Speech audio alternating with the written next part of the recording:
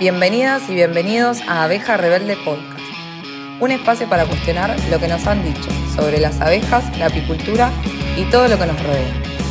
Tómate un tiempo para reflexionar, criticar y revolucionar. Esto es Apicultura Rebelde. Ni todo lo que vuela es libre, ni todo lo que hacemos tiene sentido.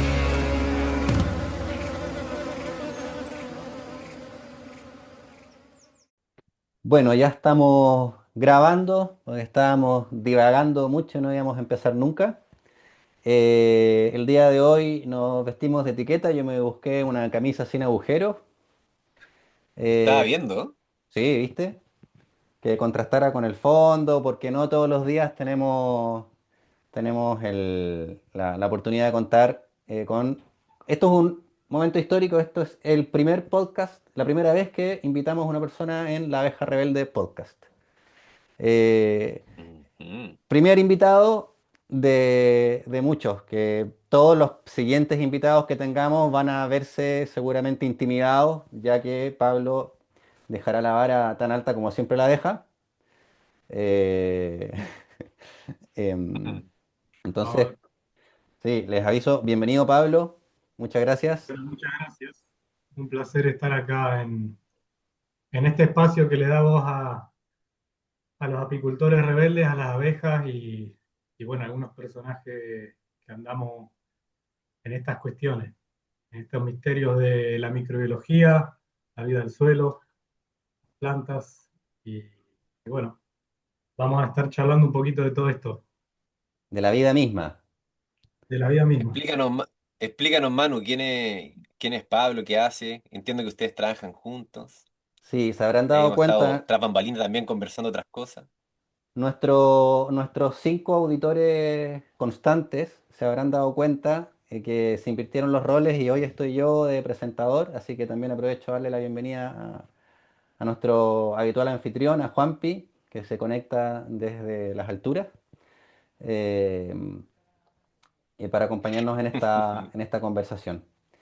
Antes de presentar como corresponde a nuestro invitado de hoy, quiero contarles que el tema que nos convoca es contexto ecosistémico, que como bien sabrán, se trata de uno de los pilares de la apicultura natural regenerativa, es decir, el ecosistema, cómo podemos observar, entender y aprender del ecosistema que sostiene a nuestras colmenas y al mismo tiempo cómo la colmena es un reflejo de la salud de ese ecosistema. Finalmente, en la medida en que se trabaja con modelos regenerativos de agricultura, ya sea ganadería, horticultura o apicultura, uno se va dando cuenta de que en realidad la salud del elemento con el que está trabajando depende directamente de la salud del ecosistema y en particular del suelo.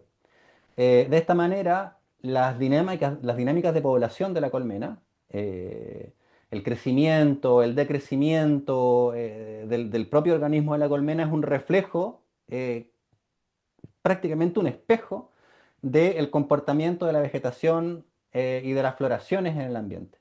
De esta manera, las alteraciones en las temperaturas, en los rangos de luminosidad, en la humedad, en la disponibilidad de humedad en el ambiente, va generando siempre un espejo en el comportamiento de la colmena. Y al mismo tiempo, se habla mucho sobre nutrición de colmena, se habla mucho sobre las necesidades nutricionales de la colmena, pero normalmente cuando empezamos a hablar de este tema, que es realmente fundamental, inmediatamente dirigimos la atención hacia insumos externos ajenos al ecosistema que se supone que vienen a resolver estas posibles carencias.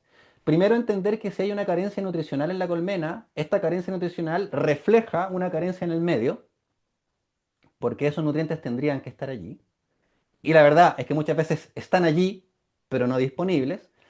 Y finalmente, cuando hay una carencia, una forma de no solucionar el problema, sino que de acrecentarlo en el tiempo, es traer desde afuera estos nutrientes, muchas veces de síntesis química, para poder tapar un agujero y poder seguir circulando, seguir avanzando, pero sin resolver el problema básico. Entonces, para la apicultura natural regenerativa, este es un tema que es fundamental, es central, la salud del ecosistema como condición para la salud de la colmena. Y en este sentido, Pablo Lanuguer, Lanuguer o Lanuyer, eh, ¿cómo es? Bueno, la La- tiraste bien al principio. Lanuguer. Es bueno, un colega, un amigo con el que llevamos trabajando muchos años. Pasan rápido los años. Nos conocimos en la selva jujeña, en la yunga jujeña, creo que el 2019, puede ser, el 2020, por ahí. 19, 19, 18. 18, En el 19, 20. mira, qué locura. Y a partir de ahí hemos iniciado un camino de colaboración. Pablo trabaja, tiene la fortuna de trabajar asistiendo en los diplomados, en los cursos que hace en la Argentina, también en Uruguay, en Paraguay, Jairo Restrepo, ayudarlo acompañarlo en estos procesos de formación. Trabaja asesorando campos también en el montaje, en la puesta en marcha de biofábricas. Tiene su propia biofábrica, Don Micelio, en su casa en provincia de Buenos Aires. Y hemos estado trabajando y desarrollando mucho el tema de la relación entre el suelo, la planta y la colmena. Eh, en el fondo, coméntanos, Pablo, cuál es la importancia de la microbiología de la vida en el suelo como base de un ecosistema sano y cómo los distintos elementos dentro del ecosistema, que son elementos que podemos trabajar productivamente, lechugas, tomates, vacas, corderos, abejas, dependen en última instancia, en buena medida, de las bacterias, los virus y los hongos que no vemos y que normalmente atacamos, pero que son fundamentales para el proceso. Bien, bueno, gracias Manu ahí por esta súper introducción. Creo que fuiste tocando como el esqueleto de todo lo que vamos a ir desarrollando durante la charla. Eh, y en ese sentido me parece que para poder darle un poco de luz a la pregunta que disparadora, eh, deberíamos retrotraernos al principio de los principios, donde comenzó todo, ¿no? Hace más o menos 3.800 millones de años, cuando aparece el primer organismo simple, que serían las bacterias, unos organismos que no tenían órganos definidos, ¿sí? Lo que se conoce como procariontes, y estos organismos muy, muy simples, ya hace 3.800 millones de años han empezado a definir y establecer las funciones principales con las cuales al día de hoy sigue funcionando la vida, ya sea la respiración, el metabolismo, cómo a partir de la luz obtener energía, fijación del nitrógeno que hay en el aire, eh, y cómo también todos estos conceptos que va trayendo de Occidente Lynn Margulis, y así como también otros rusos en otras épocas ya lo habían establecido primero, la teoría de la endosimbiosis, que esta teoría, más que teoría, ya está probado porque hay análisis de ADN y demás que van comprobando esta, en principio, teoría. eh, Empezó a poner en jaque desde hace ya más de 6 décadas los principios de Darwin y cómo el más fuerte es el que sobrevive, y es un mundo que es un paradigma que está dominado por la fuerza y, y la competencia. Y la teoría endosimbiótica plantea justamente lo contrario, que los que triunfan son los organismos que se asocian y cooperan entre sí. Eso es lo que nos trae Lynn Margulis. Eh, entonces, una teoría es una mirada completamente distinta, y que permitió explicar cómo han ido evolucionando y complejizándose estos organismos súper simples con funciones muy, muy específicas, y cuando un organismo englobaba a otro, dándole un cobijo, ¿sí? Dándole un lugar donde pueda seguir haciendo esa función, por ejemplo, producir energía a partir de oxígeno. eh, Hoy empezaron a complejizarse y formarse los cloroplastos en las plantas luego, las mitocondrias en los animales, y lo curioso es que cada uno de esos organelos tiene ADN distinto que el organismo, que la célula que lo hospeda.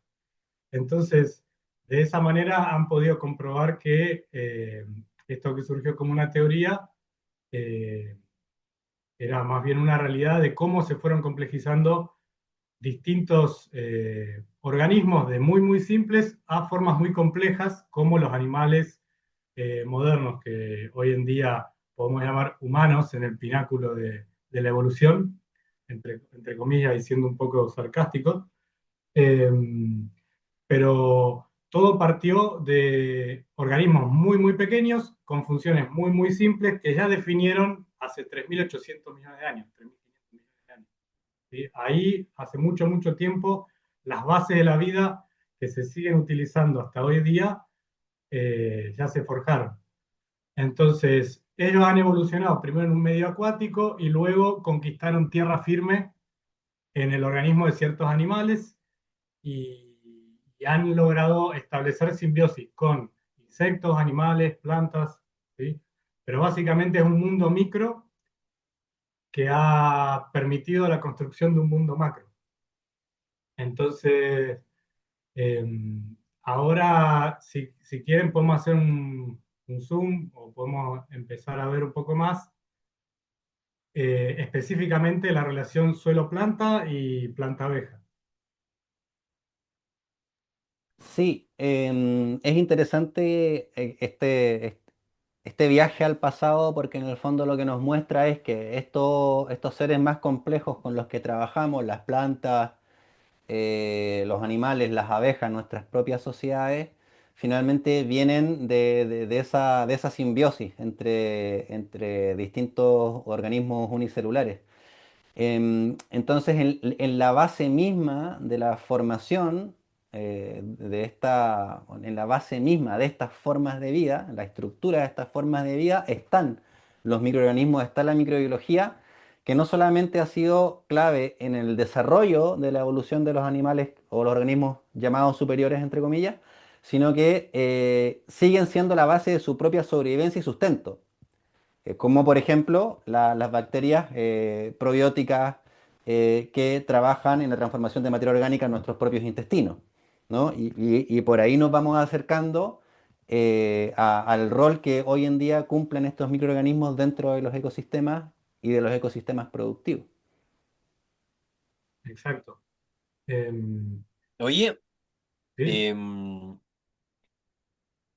a mí me sorprende mucho este tema porque la verdad es que yo había estudiado harto sobre la microbiología del suelo, la red trófica, ¿cierto? Sigo mucho el, no sé si la conoces, como a la Elaine Ingham, que es una profesora de Soil Food Web Ajá, en sí. inglés.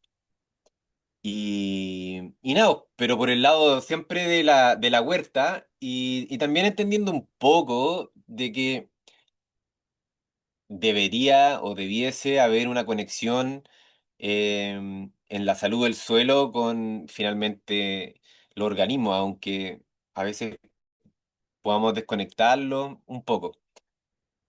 Mi pregunta o mi duda con respecto a todo esto es cómo es que esta microbiología de la que estamos hablando, o sea, cómo este mundo del que nos acabas de describir, como en sus comienzos, se acerca o cómo podemos verlo acercarse al mundo de la apicultura. A mí eso me intriga muchísimo. Bien. Eh, bueno, es curioso porque por ahí le podemos llegar a pedir a la audiencia si tienen el correo electrónico de la doctora Elaine Ingham para mandarle una actualización de su red trófica, porque con el Manu nos hemos dado cuenta eh, le faltaba la abeja dentro de todo ese ecosistema que plantea, ¿no? Es la parte del sol, ¿no? Que manda los rayos solares vienen a pasear a la Tierra, las plantas colecta con sus paneles solares, que son las hojas, esos rayos solares, empieza a hacer todos sus procesos de fotosíntesis y empieza a liberar exudados radiculares, en forma de azúcares y demás, que son los que intercambia con los microorganismos, ¿no? Y ahí empieza todo, también empieza toda esta sucesión, esta red alimenticia del suelo, con lo que le da la planta a los microorganismos a cambio de nutrientes que necesita, y ella les da azúcares, partiendo del sol, la planta los procesa, transforma en azúcares, se los da a los organismos, a las micorrizas y diversas bacterias, etcétera. Y también hay otros tipos de organismos que se encargan de descomponer toda esta materia orgánica de otros organismos, otros insectos, otras plantas, etcétera, que van muriendo y ellos se encargan de desarmar. Entonces están los que arman, los que desarman, ¿sí? Pero resulta que creo que Manu, corregime si es el 80% de las angiospermas son polinizadas por abejas, ¿verdad? Sí, alrededor de tres cuartas partes de las plantas de angiospermas requieren insectos polinizadores. Eh, Insectos polinizadores. Ya. entre ellos Entonces, las abejas teniendo un protagonismo importante. claro. Entonces, nos parecía que era bastante crucial actualizar un poquito ese esquema que plantea Elaine en representación de todos los polinizadores, la abeja, ¿no? Porque el rol de los polinizadores es fundamental, ya que las angiospermas han sido como la estrategia evolutiva que han elegido las plantas con mayor éxito, digamos, la que más han adoptado. Entonces, de esa manera, no solamente hay microbiología en el suelo, en esa capa que llamamos suelo, esa delgada capa y fina capa que sostiene la vida en el planeta, en definitiva, a la que también llamamos los intestinos del planeta, donde se procesa toda la materia orgánica que va cayendo, se digiere, se reproducen los microorganismos, hay un montón de metabolismos que suceden ahí. Eh, y bueno, no solamente hay microorganismos en el suelo, sino que también hay microorganismos, hay microbiología en las hojas, en las flores, en todos lados hay microorganismos. Hay microbiología por todos lados. Entonces, las abejas, al visitar las flores y recolectar el néctar, no solamente están cumpliendo esa función de polinización, sino que también están en contacto con cierta microbiología, ciertas bacterias de grupos acidolácticas. Entonces, ahí también empieza un intercambio entre las abejas y estos microorganismos, que después llevarán a la colmena para que surjan ciertos procesos, que podemos charlar quizás un poquito más adelante. Pero si quieren, seguimos un poquito con la red trófica, ampliando un poquito más, que nos pareció eso, súper interesante que estaba la planta, estaban los microorganismos dentro de la red trófica, donde ahí hay hongos y bacterias, luego aparecen nemátodos, otras bacterias, otros hongos que se van comiendo a los otros, luego aparecen microartrópodos, lombrices. Entonces mientras más va aumentando el tamaño del organismo o microorganismo, ¿sí? Menos individuos hay. ¿Sí? Entonces, pero por cada lombriz podemos hablar de billones de bacterias. ¿Sí? No obstante, estamos hablando de que la biomasa de la microbiología presente en un suelo sano es tal que, para que lo entendamos en términos de, por ejemplo, para compararlo con ganado, con vacas, por cada vaca que hay en la superficie, arriba del suelo, abajo puede haber entre 10 y 15 vacas, en términos de biomasa de microbiología, por hectárea. Una locura. Entonces, eso nos da un poquito la pauta de cuántos seres hay ahí abajo, cuánta microingeniería está sucediendo, que permite que ese suelo esté biológicamente activo y permitiendo que el milagro de la vida se exprese en la superficie, ¿no? Y también es muy curioso que a medida que cómo se fue formando el suelo, ¿no? El suelo fue formándose por una geobioevolución. O sea, primero para entender la biodiversidad hay que entender la geodiversidad. Todo suelo viene de una roca madre, de una composición mineral. Y a su vez, durante millones de años, por procesos climáticos, meteorización, esa roca se empezó a disolver, se empezaron a instalar los primeros microorganismos como la simbiosis entre algas y hongos, como puede ser un líquen, que empiezan a disolver la roca, empiezan a ir transformando la roca, eso permite que se empiece a establecer cierto tipo de planta con raíces poco profundas, eh, plantas herbáceas, pastos, gramíneas, luego vienen los arbustos, el suelo se empieza a engrosar por este ciclo de la red trófica que empieza cada vez a correr cada vez más y más y más y más y se empieza a acumular materia orgánica que se va descomponiendo. Luego empiezan a venir eh, otras formas de plantas, árboles primarios, así van evolucionando hasta llegar a un clímax de bosque, ¿no? Y en ese clímax de bosque es donde encontramos una gran biodiversidad, tanto por encima del suelo como por debajo del suelo. Van acompañando esa geobioevolución también diversas aves, diversos insectos, diversos animales, y hay una microbiología que va acompañando todo ese proceso. Por eso, también es importante entender que las plantas, por ejemplo, las pioneras, envían el producto de la fotosíntesis, sus azúcares, a las raíces hasta un 20%. Luego los pastos entre un 60 y un 75%. Y ya los árboles envían hasta un 80% de esos azúcares que van produciendo.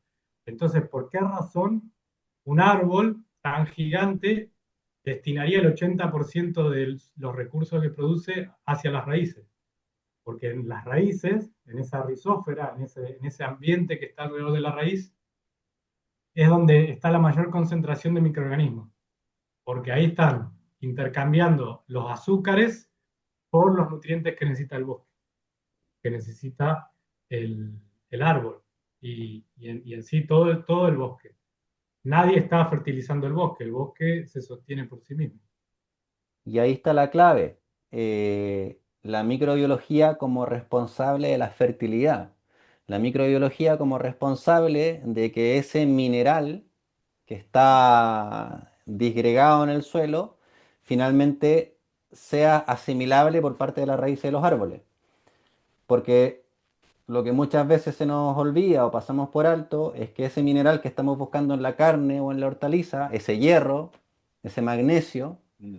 que queremos comernos en la carne o en la planta, o sea, el animal, en este caso lo saca de la planta y la planta lo saca del suelo y el suelo lo saca de los microbios.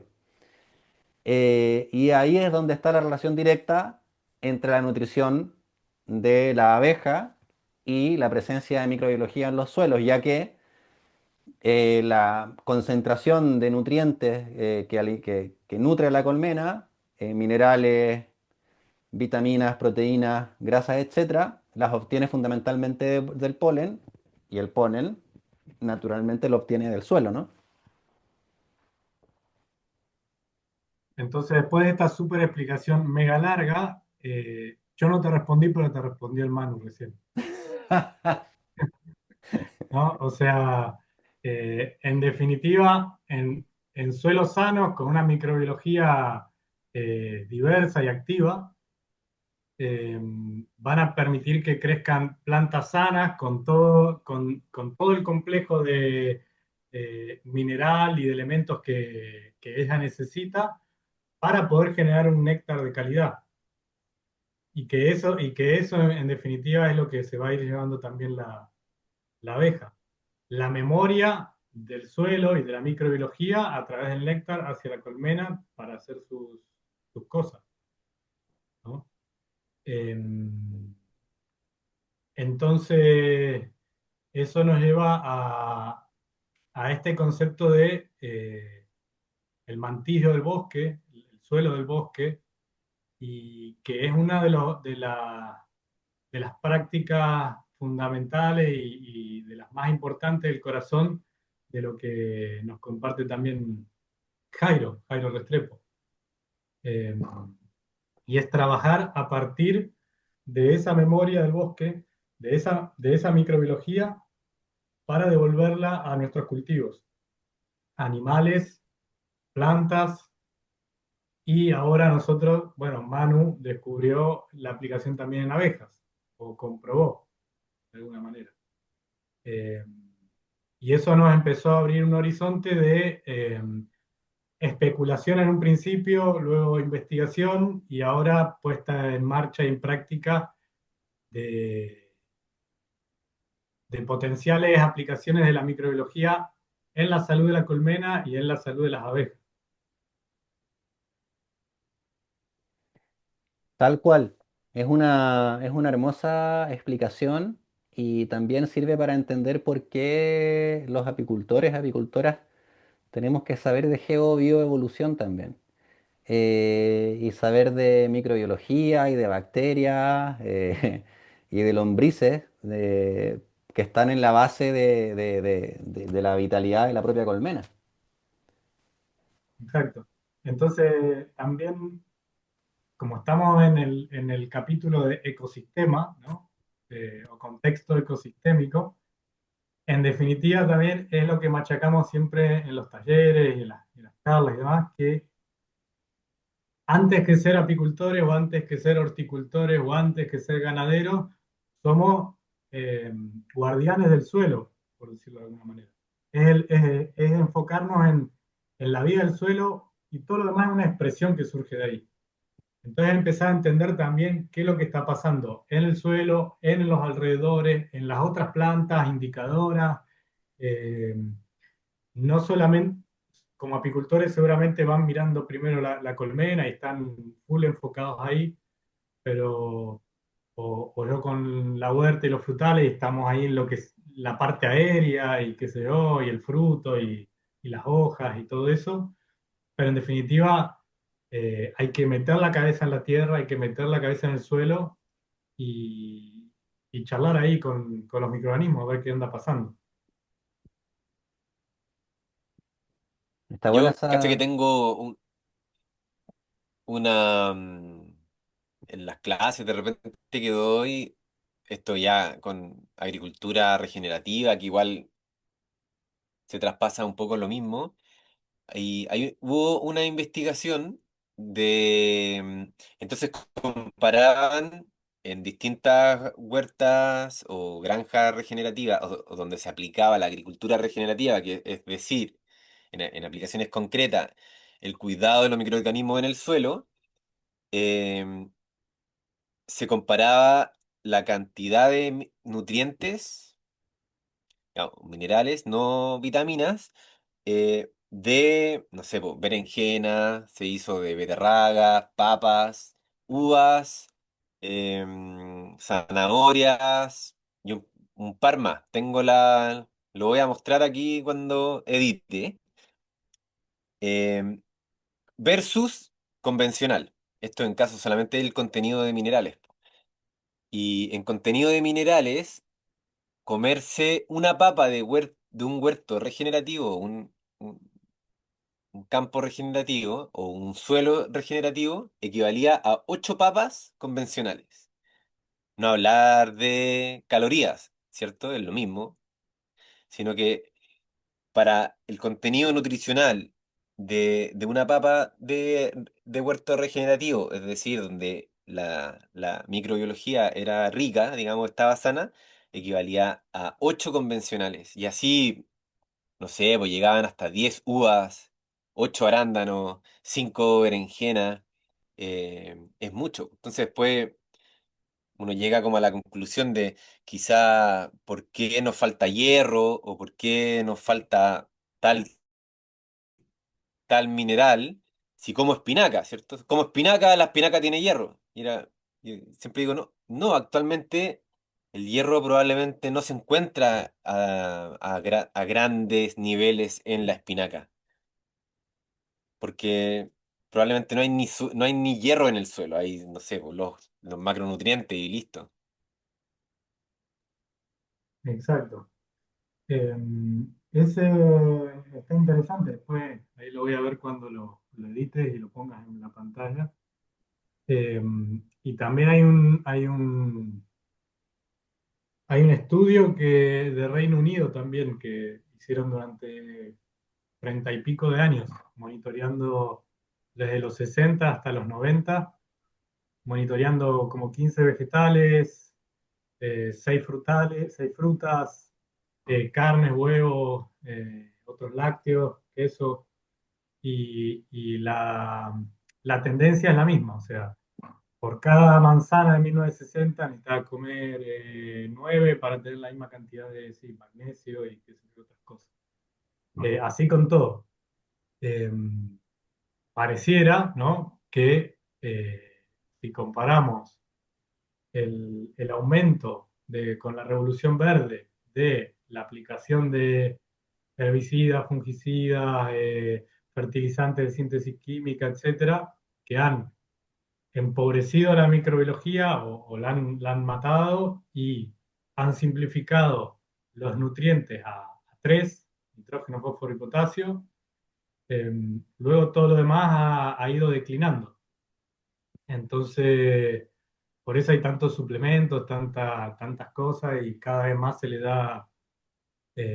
le presta atención a todo esto porque nuestros suelos han ido teniendo un déficit mineral, un déficit de elementos, eh, que en definitiva no es ni más ni menos que un modelo que necesita replicar, un modelo de producción industrial que necesita replicar eh, las condiciones que hay en un laboratorio, o sea, arrasar con todo, limpiar el terreno de cualquier potencial microproblema, patógeno, lo que fuere, y, y ahí plantar su semilla modificada y todo el paquete para que funcione. Y eso da, como decís vos, quizás un alimento que tiene calorías, pero que está vacío a nivel nutrientes y elementos esenciales. Es una agricultura que trabaja así, en base a la simplificación. Eh, Trabaja en contra de la vida. Es decir, un ecosistema estable que vendría a ser y sano y donde es muy difícil que exista una plaga como es un bosque maduro, es todo lo contrario. Es complejo, diverso y está saturado de vida. En la medida en que es complejo, diverso y está saturado de vida, es muy difícil que algún bicho pueda aumentar su población a un nivel que pueda llegar a causar daño a elementos del ecosistema, gracias a la diversidad, que es lo que le otorga resiliencia. Entonces, lo mismo que hablan ustedes en relación a la disminución de nutrientes en la agricultura convencional, por ejemplo, esa disminución de nutrientes en el fondo es el reflejo de una disminución de los bichos. Hay menos nutrientes en las plantas porque hay menos bacterias y menos hongos en el suelo, que son las que biodisponibilizan esos nutrientes. Entonces, como trabajamos una agricultura que se nos enseña como muy normal, en que declaramos la guerra química con toda la tecnología humana puesta al servicio de asesinar la vida del suelo, luego, claro, exclamamos a los cuatro vientos que tenemos que ponerle nutrientes porque el suelo no los tiene. Y generamos una rueda, una espiral descendente, la rueda de la miseria, en que las condiciones van siendo cada vez peores y vamos necesitando cada vez más insumos externos al sistema para poder sostenerlo, lo que te eleva también los costos de producción al mismo tiempo que te disminuye la calidad de lo que estás produciendo. Es un sinsentido absoluto y sin embargo porfiamos en ello. Entonces está muy bueno entender estas lógicas, estos mecanismos, estos funcionamientos como para poder empezar a darle un poquito la vuelta y darnos cuenta que por ahí no basta con que tengamos las abejas expuestas a muchas flores. Hace poquito escuchaba en Córdoba que estaban muy felices porque resulta que pueden polinizar la soja con abejas. Fantástico, qué buena noticia. Vamos a poner a las abejas en los campos de soja, a comer nada más que soja, con todo el paquete tecnológico y todos los venenos que tienen esos suelos, además de la monodieta. Entonces, necesariamente el cambio de enfoque tiene que ser así, integral. Vamos a tener que aprender a trabajar y desarrollar modelos integrales en que entendamos un poco de todos los elementos y podamos trabajar sobre la base de un suelo sano, vinculando los distintos elementos del ecosistema, insectos, rumiantes, hortalizas, árboles y humanos. Pero para mí este tema es clave, es básico y es absolutamente fundamental su conocimiento. Y a partir de ahí podemos empezar a aplicarlo en la práctica. Eh, Nosotros estamos trabajando, lo que contaba Pablo, con microbiología probiótica que se utiliza en agricultura regenerativa ampliamente para mejoramiento de suelos, tiene millones de aplicaciones. Bueno, 8, ¿no? ¿Cuántas son? Son unas cuantas. Y que yo no me las aprendo nunca. Cambio las 8 por millones, también puedo ser medio exagerado a veces, es el entusiasmo. Em, y, y nosotros los empezamos a aplicar en abejas enfermas que estaban manifestando enfermedades que son propias de desnutrición, como pueden ser loqui europea, americana, nosema, con resultados realmente impresionantes, pero muy, muy fuertes, como rápidamente las colmenas manifestaban recuperación de los síntomas, gracias a que estábamos incorporando microorganismos transformadores de materia orgánica en la colmena, que son microorganismos que en realidad tendrían que estar ahí, pero muchas veces son barridos de los intestinos de las abejas, fruto de la exposición de las colmenas a fungicidas en el campo, fruto de la exposición a los antibióticos que aplican los propios apicultores, fruto de la exposición a los conservantes que contienen muchos de los elementos e insumos externos que incorporamos como alimento dentro de las colmenas. Y eso nos abrió la puerta también a ir profundizando en esta materia y estar hoy día trabajando en otros proyectos. No sé si nos puede contar, Pablo, muy someramente, cuáles son las últimas...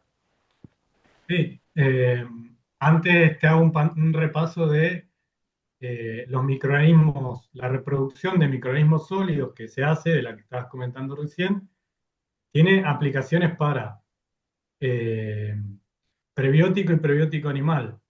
Nos permite activarlo de forma líquida como biofertilizante foliar o fertirriego. Nos permite quelatar, biodisponibilizar elementos minerales para las plantas, enriquecer la vida del suelo, nos permite acelerar la descomposición de materia orgánica, o sea, acelerar los compost, nos permite quitar malos olores en donde duermen los animales, nos permite, ¿qué más? Realizar biocarbón activado para luego pasarlo a frutales, nos permite enriquecer abonos, como bokashi. Y la octava aplicación, la octava maravilla, es el descubrimiento en abejas, la aplicación en abejas. Eh, Básicamente lo que se hace es, a partir del suelo, del mantillo del bosque, darle alimento y energía para que se reproduzca en un medio que va a ser un tambor de 200 litros, por ejemplo, ¿no? Entonces, ese preparado es el que tiene 8 aplicaciones y que se usa bastante en el medio rural, cada vez más en toda Latinoamérica y África y quién sabe qué lugares de Europa también. Entonces, esto se realiza principalmente con melaza, ¿sí? Que es el jugo de la caña, o en Chile de la remolacha azucarera, y alguna frecha, algún frechillo de trigo o arroz o algún cereal. Y a nosotros se nos empezó a ocurrir de cómo hacer un preparado que sea 100% con los propios elementos de la colmena, sin utilizar la melaza y sin utilizar afrechos. Entonces, eso nos llevó a indagar, a imaginar, a descubrir, a investigar, y se fue abriendo un camino eh, muy, muy interesante, donde nos dimos cuenta que hay un montón de gente ya hace años investigando sobre la microbiología y las abejas, en Italia, en Estados Unidos, en Chile mismo, en Concepción creo que era, hay una universidad que no me acuerdo el nombre de la persona, pero que fueron investigando la relación entre la microbiota intestinal y las abejas y la salud de las abejas. Y en eso dijimos, bueno, descubrimos que hay una gran cantidad de bacterias ácido-lácticas, es decir, que proliferan en un medio ácido. Y estas bacterias son las que permiten a las abejas gozar de buena salud intestinal e incluso participar en la fermentación y elaboración de ciertos productos, como la miel o el pan de abeja, etc. Entonces, Pobre, ahí estamos haciendo ¿te las puedo pruebitas. interrumpir? Sí, ¿En dónde está como esta población de bacterias ácido lácticas? No sé si la entendí en las bien. plantas, o ¿En sea, dónde se encontraba? ¿Se encuentra en el como en las ecosistema, abejas, en la colmena? Como... en las abejas, en la colmena y en el afuera.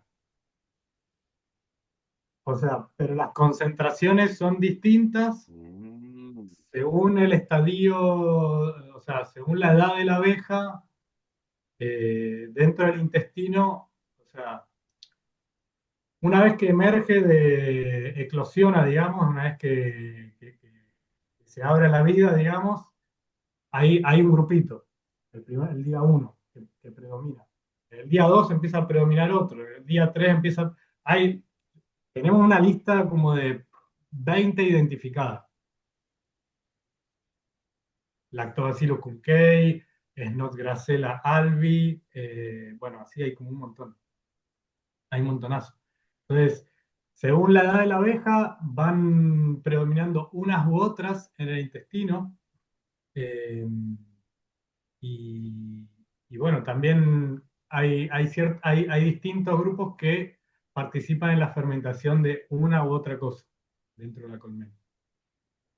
Entonces, a partir de este dato, es que empezamos a tirar del hilo y empezar a ver de qué manera podíamos reproducir esta microbiología presente en algunos productos de la colmena, partiendo de una colmena sana, obviamente, para llegar a un biopreparado, a un inóculo, a una semilla de bacterias acidolácticas para promover la salud en caso a modo prebiótico, probiótico, preventivo o en casos de enfermedades ya manifestadas.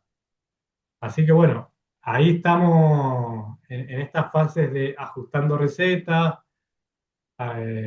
ajustando aplicaciones y bueno, ahí viene el cuento. Esto recién está en curso, digamos. Está bueno. Rompiendo termómetros. Rompiendo termómetro, pHímetro y esas cosas. Sí. Eh, Está muy interesante y yo creo que se ha cumplido un poco el objetivo de esta conversación, que es introducirnos en este mundo que nos trae Pablo, que a mí la verdad que me resulta absolutamente apasionante, em, y que tiene que ver con cómo la salud del ecosistema impacta, claro, en la salud de la colmena, pero cómo la salud del ecosistema depende de elementos que por ahí son invisibles a nuestros ojos, como son el caso de, por ejemplo, las bacterias ácido-lácticas, distintos microorganismos que cumplen un rol fundamental y han cumplido durante cientos de millones de años este rol. Entonces, cómo lo micro se refleja en lo macro y al mismo tiempo lo macro determina lo micro, en un equilibrio, en una orquesta en movimiento constante, en que hay que cuidar absolutamente todos los elementos porque si es que envenenamos algo, como está todo conectado, incluso por hilos invisibles, pero que el hecho de que sean invisibles no quiere decir que no existan ni que no sean físicos, concretos. Cuando envenenamos algo en el ecosistema, vamos a estar afectando la totalidad. Por eso es tan importante tener ese conocimiento y esa conciencia para poder trabajar en nuestros campos, poder trabajar con las abejas, con las huertas, con los frutales, entendiendo que no hay un solo elemento que pueda vivir y estar sano si es que estamos envenenando otro, por más que aparentemente estén separados. De ahí la importancia de poder empezar a transmitir esto en todos los espacios que sea posible si queremos tener algún tipo de proyección como especie y queremos ser capaces de resolver el tema de la producción de alimentos, que es muy importante, sin destruir el planeta en el camino, que es lo que está haciendo la agricultura industrial actualmente. Eh, 1.000 millones de toneladas de materia orgánica se pierden todos los años gracias a la agricultura industrial. ¿Eso cuánto tiempo lo podemos sostener? ¿Cuántos siglos se demora el planeta en elaborar eso? Eh, yo te quiero agradecer, Pablo, por traernos esta conversación. Eh, Bueno, el agradecido soy yo, la verdad que es un tema que nos apasiona y bueno, sobre todo que estamos en la acción, estamos en la fase de acción y eso es lo más entretenido también para seguir caminando y, y dando una propuesta y herramientas para construir un modelo que no es una alternativa, sino que es lo que es el sentido total de la naturaleza, digamos, es simplemente el sentido común. Entonces es bueno que cada vez nos conectemos más mentes inquietas y rebeldes para seguir construyendo este otro paradigma. Así que bueno, quedamos ahí al pendiente de las novedades para las actividades que van a venir en febrero. Se vienen cositas.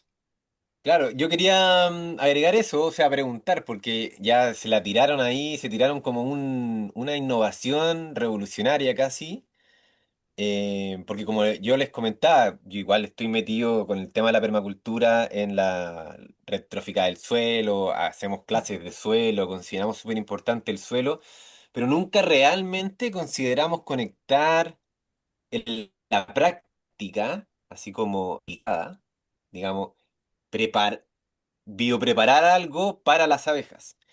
Y eso lo encuentro bien, bien revolucionario y bien innovador.